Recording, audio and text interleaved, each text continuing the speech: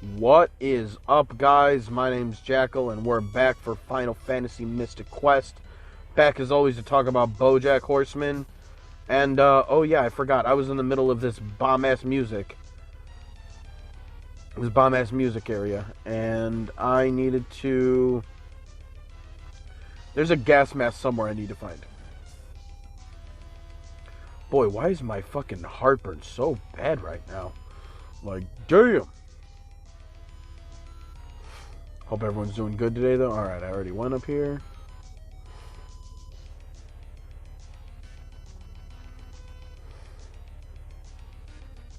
Alright, let's go back now that I think I remember what I wanted to do last time. But yeah, how's everyone doing today? It's a nice early 3 o'clock. What is it? Like 3:20 in the morning for me right now?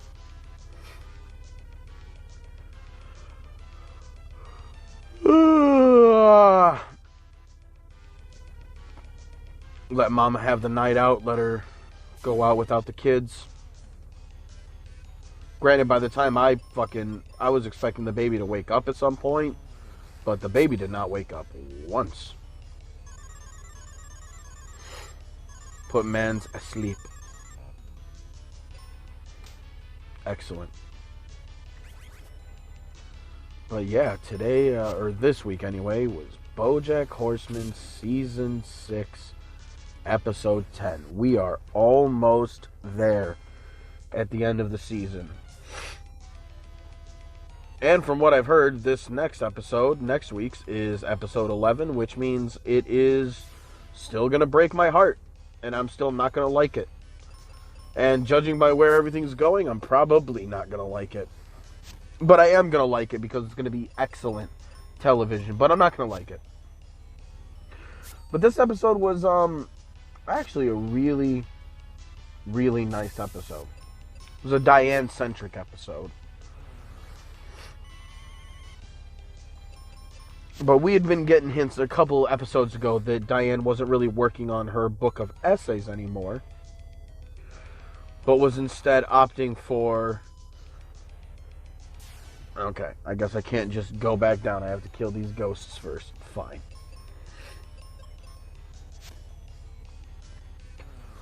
But, you know, you got the information that Diane hadn't been working on her book of essays anymore and that there was something else going on.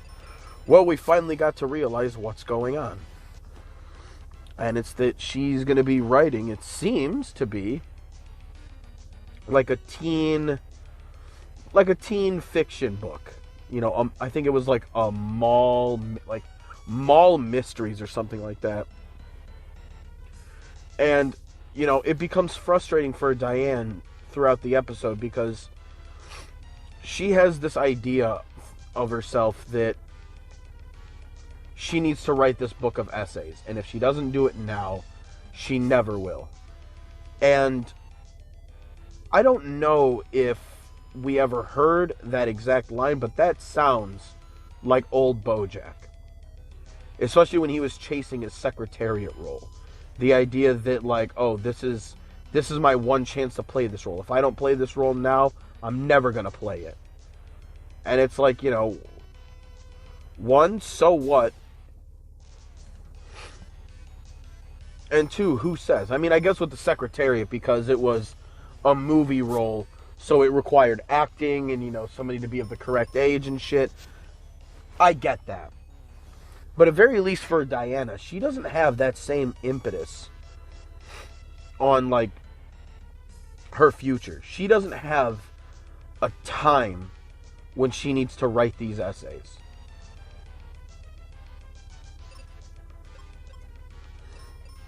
Were my explosives stackied? Nice. I'm kind of just going on both of these paths until I can find the mask and then really explore these fogged up areas.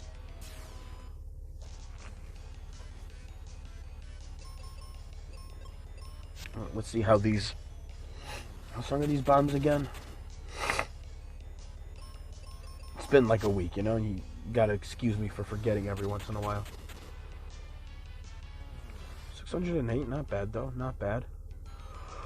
when it's single targeting enemies, at least.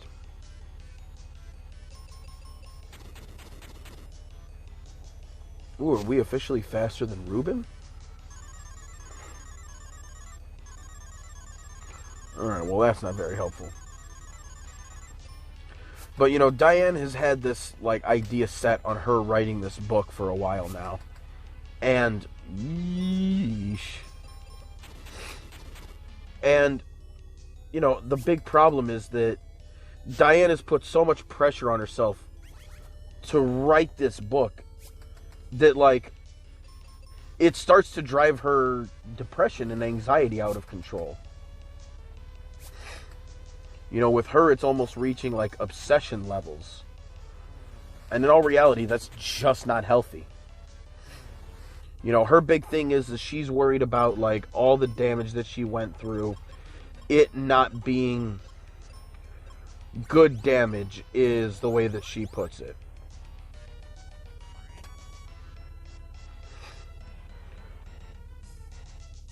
But the truth of the matter is that I don't think they're... Actually, hold on, give me a sec. I need to pause.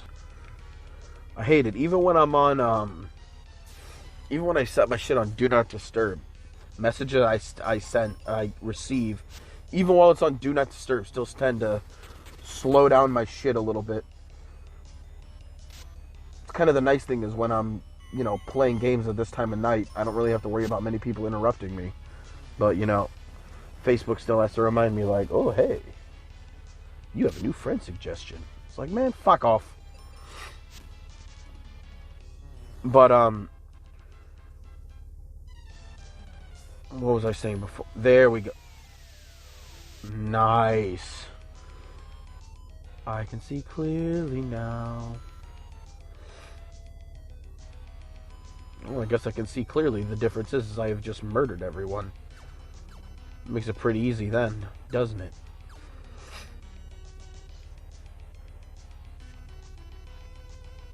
Alright, let's backtrack the other way a little bit. Ooh, boy, man, do I gotta use the washroom out of nowhere. Woo!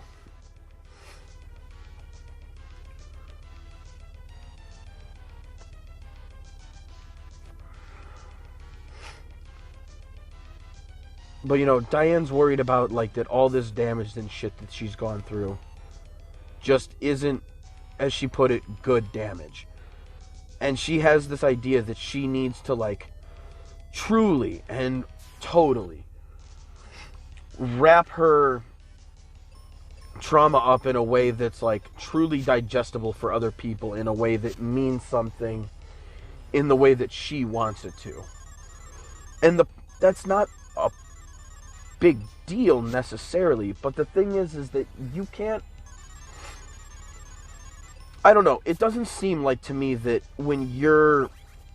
No matter how much trauma you have or whatever, it doesn't seem like you can necessarily channel your emotions and trauma in artistic ways that aren't working. And I mean, like, of course, if it's not working, it's not going to work, so it's not going to work. But what I mean is the, like... How do I put it? It seems like when you have things that, like, affect you and you want to push them out into something artistic, you almost have to kind of let it be what it is. Like, you can't force it down a road that it's not meant to go down.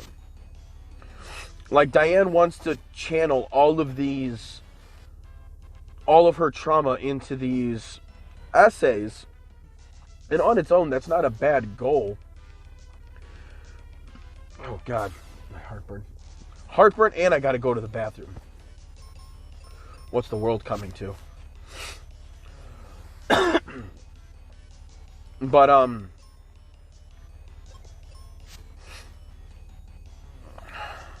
keep getting distracted. But no, Diane wants to channel all of this trauma into her essays because she wants her trauma to come out in a very specific light. And the thing is that there's no reason that in whatever teen storybook she's writing, she can't write a character who goes through somewhat similar trauma. Like, there's still ways, no matter what the avenue, to put your story out there in that kind of way. Like, it's not like the only way Diane is forced to express her trauma is through these essays. No one ever said that. No one's forcing that to be the case. Diane is. And a big problem is that she seems like she cannot. I don't even know if she can honestly, like, the same way that I said that Bojack couldn't handle being in, like, Hollywood and under the limelight, I don't know if right now, if Diane even can access a lot of this trauma. And, you know, I actually liked it the way that Princess Carolyn put it, because, you know, Diane is getting mad at Princess throughout the entire episode because, you know, Princess is a businesswoman. So, you know, Princess doesn't know that she's not exactly helping all the time when she's trying to, like, really put out all of the shit that Diane's trying to write into a movie format and trying to get it boosted up to the next level. And for Princess, that's her helping. That's what she does. She makes maneuvers. But that sort of pressure just isn't built well for Diane. At least not right now. It could be in the future. But right now, it simply is not. She's not ready for that yet. And there is a chance that she never will be. And that is also okay. You can't force yourself to, like, express your trauma in very specific ways. And, you know, it's interesting that, you know, the whole episode when Diane's having these, when she starts to write this teen story, you know, you see a lot of animations where it's, you know, Diane drawn in pencil and very, like, messy lines, and it looks the way that Diane seems to envision herself looking. Just a mess. But whenever, I think her name's Ivy Tran is the name of the character that she makes up. Whenever Ivy Tran comes out, she's big and bubbly and has a lot of energy. And the thing is that it's really depicted, it's pretty obvious to me at least, that it's made to,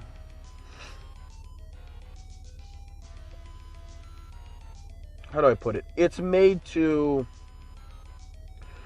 emphasize that Ivy Tran character is just another part of Diane's character. You know, when you're an artist of any kind and you make a character of any kind, whether it be in a storybook or whatever it is, you are usually putting some piece of yourself into that story. Something of yours is going into that. And, you know, I don't think it's readily made apparent to Diane that, you know, that's what it is. But to the audience, it's kind of obvious. Because, you know, the whole time, you know, it's not like this Ivy Tran character acts super unlike Diane. She just acts more like the part of Diane that Diane wants to see. And, you know, like I said, with Princess Carolyn trying to help and everything, like, you know, it's not exactly healthy for Diane. But the way that she convinces her to keep working on this book is actually really sweet. Because, you know, Diane's expressing that, you know, if she can't write the book that she wants, then all the pain that she went through was for nothing. And that, you know, she could have been happy this whole time. And I think that's the thing that people with depression, you know, and I speak of this from decades of experience on this sort of feeling. There's a lot of times that you end up feeling like when you find there's something that might happen as like a revelation to you where you discover do you mean that, like,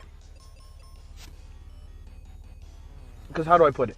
Because Diane is coming to the realization that throughout, and her boyfriend, Guy, even takes mention of this.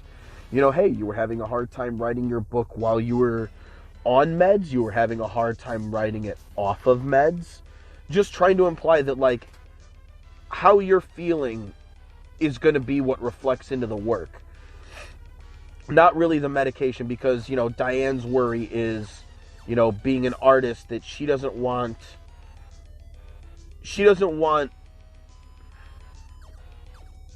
She's associating too much her artistry with her depression and her mental health issues.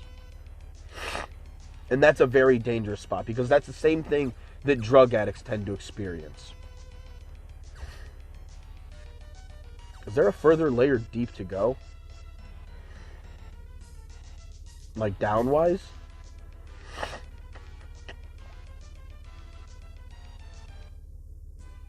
Oh God, no.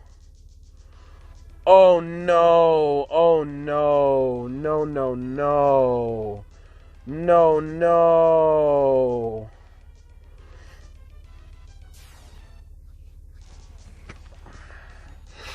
I do not need to do this again.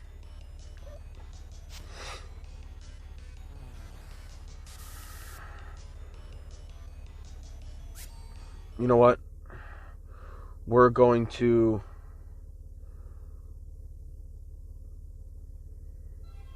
We're going to reset. I should have saved, at very least, right when I,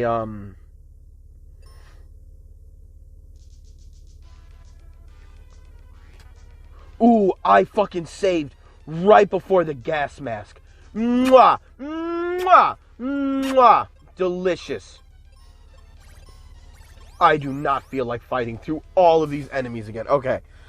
So that area was the last area. There was no further place to go backwards than that. Got it.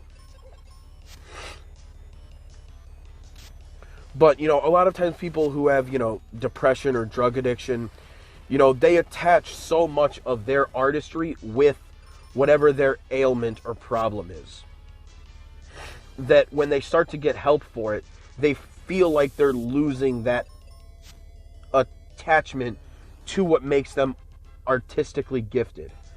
And that's not really how that works. Like, yes, there is something about trauma that does seem to be pretty prevalent to the artistic mind.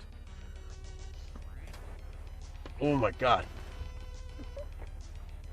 But that doesn't mean that, like, in order for your art to, like, work, that doesn't mean that you have to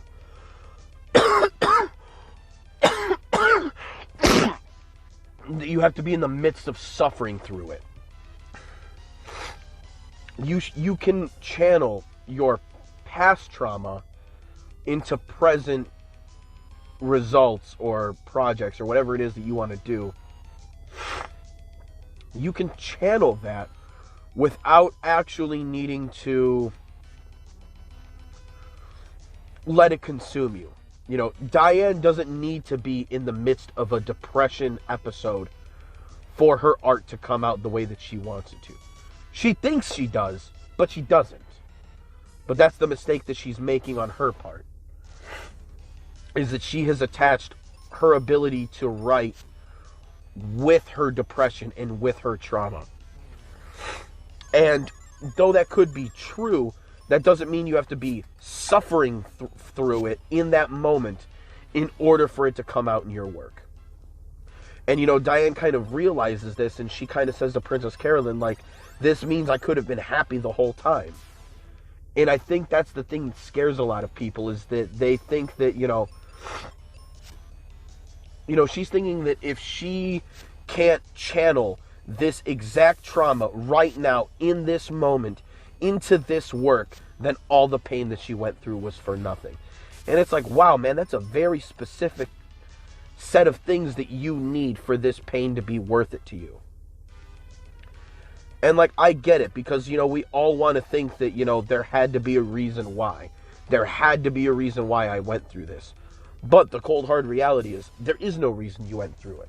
Diane went through the trauma she went through because her fucking dad was a piece of shit. And her mom was unsupportive. And that's really it. And that sucks that that's it, but that is really it.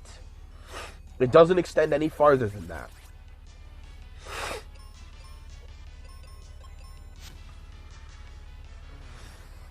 You know, there's not a greater reason why she went through those things.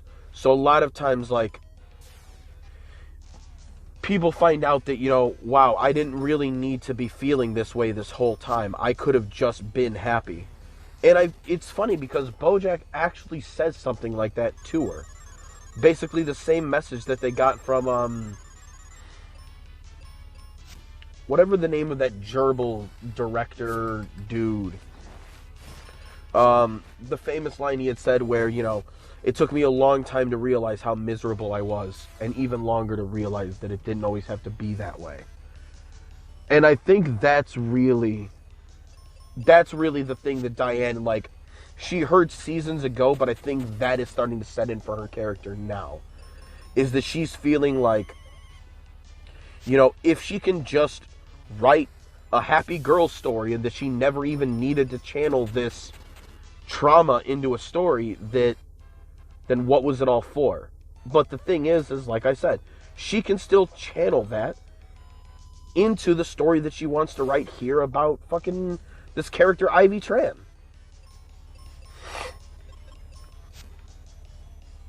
You know, it's a kid's book. It's like a young adult novel, so it would take a different form. But, you know, it's like Princess Carolyn said. She wants to live in a world where stories like that exist for her own daughter to gain inspiration from. And, you know, maybe you don't write that book that you have set in your image, in your head, that you want. So maybe you write this one instead. And that's actually a really, like, comforting thing for her to tell her. Like, you know, it didn't have to be all for nothing the way that you think it does. Just because it doesn't end up the way that you had envisioned in your head. That's not how it has to work. It never had to work that way. But a lot of people, especially people who've gone through trauma, a lot of times they will put these expectations on themselves of what they think that they ought to do with that trauma to make it worth something to them. And it's like, I get it. I get that that's where you're coming from, and that's where the urge is settling in from. But there's many ways to do that, and you don't have to be locked into any one specific one for it.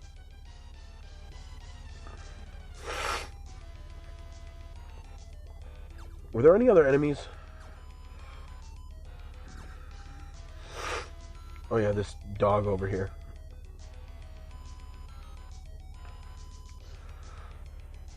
Hold on a second. My shit still feels a little glitchy. I wonder if it's because of this fog effect. Wonder if it's fucking up my shit. Dun, dun, dun, dun, dun, dun.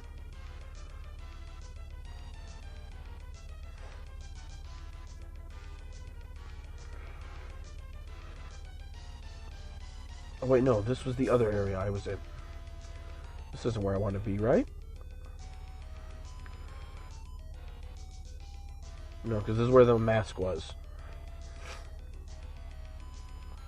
Right? Yeah, it was. Taking these weeks off in this game always makes me lose my way in some of these dungeons. But it's fine. It's fine. It's fine. It couldn't be all like the Bone Dungeon where they're all like basically a straight line and I just have to navigate my way and fight through.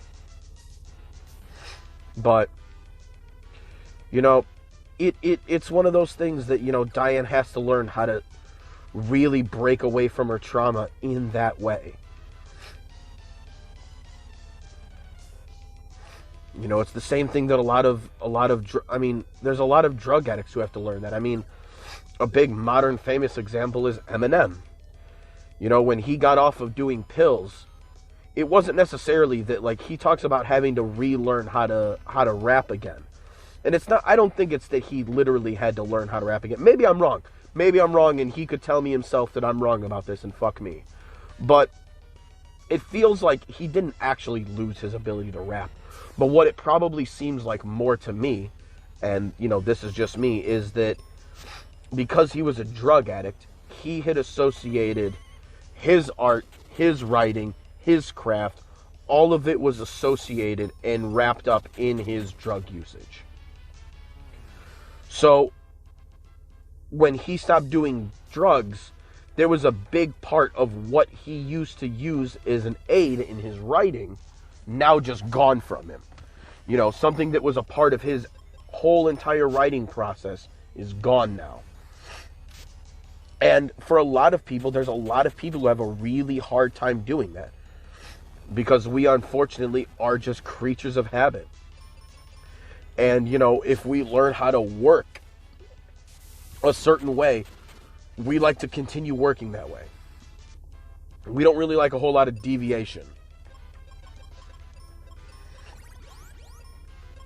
Oh my god. I cannot wait to go in and take a fucking antacid. Holy shit.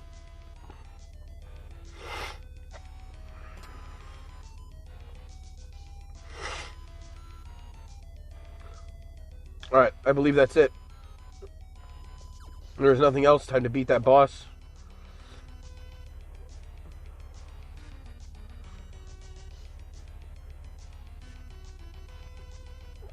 Yep, go spank a boss, and then it's time to go on to the next dungeon. One right after the motherfucking other.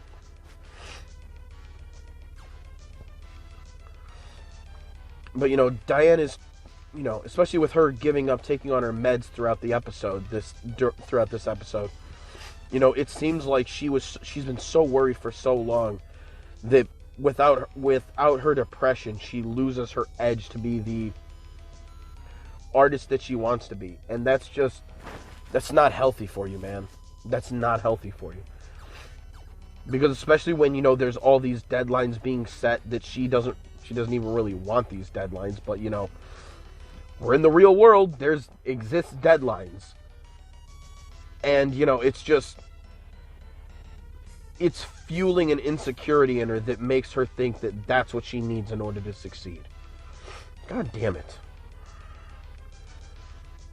Whole bunch of back and forth. Or for me to go up and probably beat the shit out of this boss.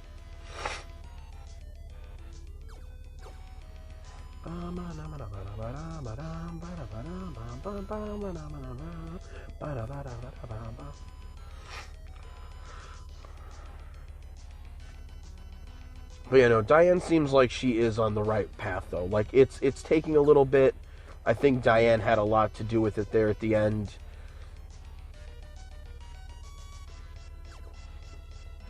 But yeah, no, it's just people get too attached to their mental health, any of their defects that they think they can turn into strengths. A lot of people become dependent on those things for that strength. You know, for Diane, like, oh, my depression and my anxiety are what make me a better writer, so therefore I cannot lose that, or else I lose my ability to be what I am. Alright. Boss time with the big bad Medusa.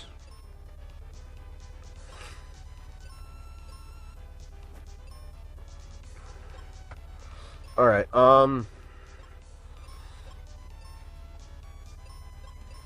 let's have the heavy hitter hitting her.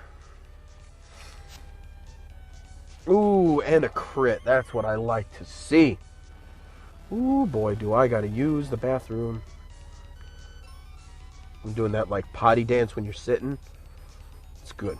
It's how you know you're feeling alive.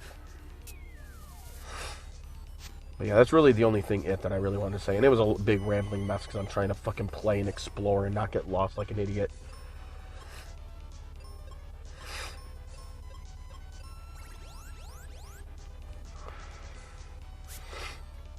But I do see a lot of times people who tend to let their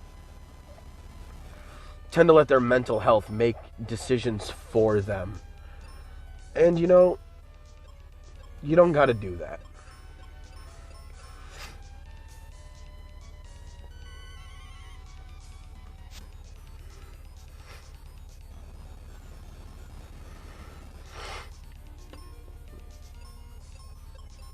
You're allowed to, when possible, let your traumas just sort of rinse away from you. Not permanently. None of that stuff ever has to leave forever. But you can't be dependent on it, especially if you're somebody who's an artist of some variety or whatever. That's not what you should be doing. You can't be using your own mental health as a crutch that without it you just can't be artistic the way that you want to be. That's rude. Oh no.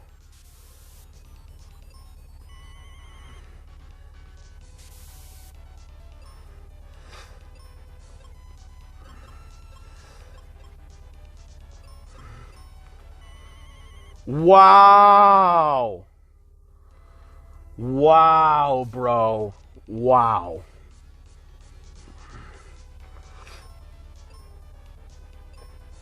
All right.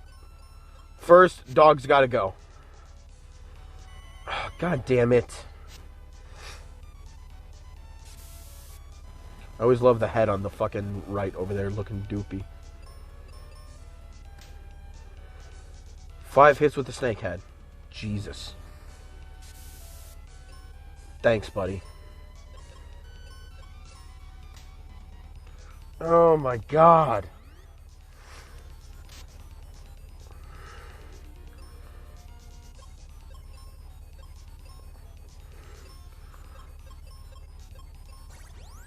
Alright, fuck it. Just smash that wolf. Have one less thing that can fucking paralyze me or do anything fucking dumb. Alright.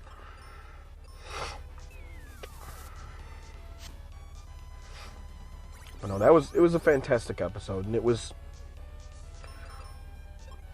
nice watching Diane work and watching her, like, at different stages of trying to work, and as the episode went on, she kind of became more frantic. And her writing would become, like, extra confusing and extra messy.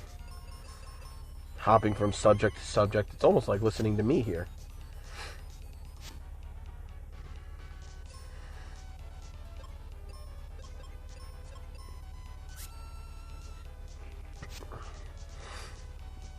That's rude. Oh my God.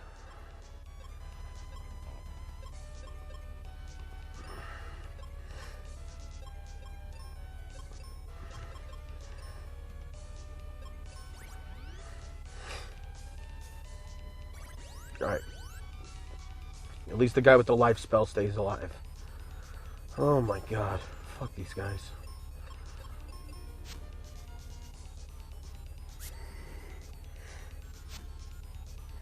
Paralyze them with this. God damn it. This fucking game. Yeah, how are you gonna be Medusa without your fucking heads, huh? Huh? How's that gonna work for you, huh? Fuck out of here.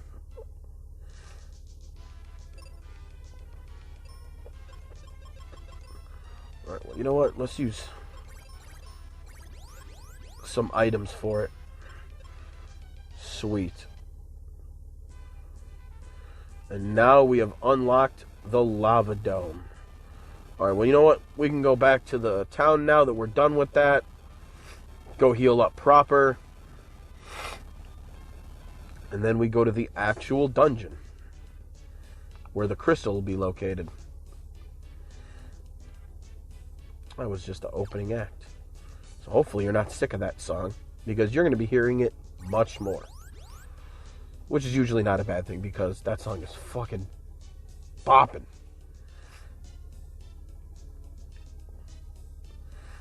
But yeah, no, I really like the direction that they're taking Diane. I like that it feels like she's getting better slowly but surely, and her boyfriend seems like he's helping a lot. I mean, he was the one who came up with the idea of sending the Ivy Tran pages to Princess Carolyn. And, you know, he even admitted, like, you know, hey, you might be mad at me, but I made a boyfriend decision. My girlfriend is a depressed mess and crying and throwing up, and I need to do something about it. And, you know, he admitted, like, you know, maybe it wasn't the best move. But, like, you know, he felt like he had to do something. And a big thing is that he was recognizing that she was actually doing really good at it. That she was actually really good writing this children's storybook. You know, this young adult book. And Diane keeps trying to be like, no, come on, I don't want to do this. Like, even when she starts writing it for the first time, like, it comes out as a tangent. And her own inner voice is telling her, like, no, stop, no. But she just keeps writing it anyway. And I think the big thing is that, like, she's good at it. And, you know, like, when I did martial arts, I had a very small version of, like, kind of the same thing. You know, I loved fighting. I loved it. But a big problem was I was not very good at it. And it didn't matter how good I wanted to be at it. Like, if we were doing, like, self-defense shit or, like, more, like, real-world fighting, I was fine. But when it came to, like, the sport karate, like, for points and tournaments, I just wasn't that good at that shit.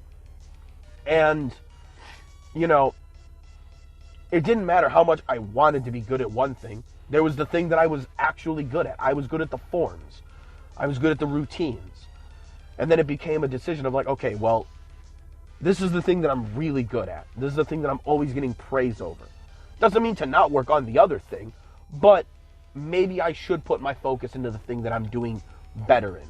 Especially when, you know, because health-wise, a big reason why that became the fact was when I was 15, I ended up getting hit by a car on my way to my bus stop my freshman year of high school. It's weird to think that that's legit. Like, I'm closer now to 20, I'm like basically closer to 20 years from that event than I am like 15. Like, that's fucked to me in my head. But, no,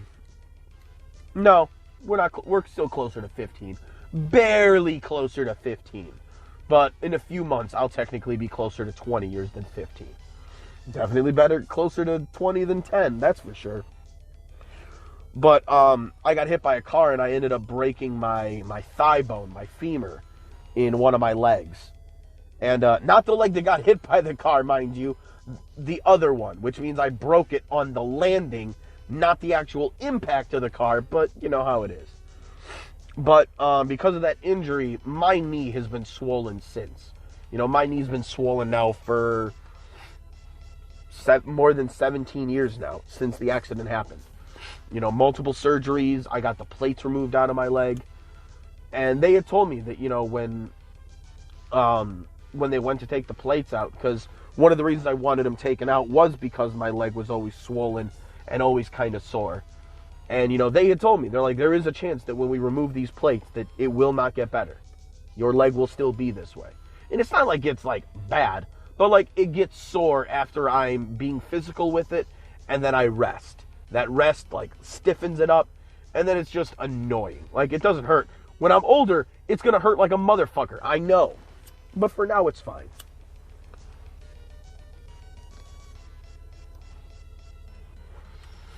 But after that car accident, I was just never as...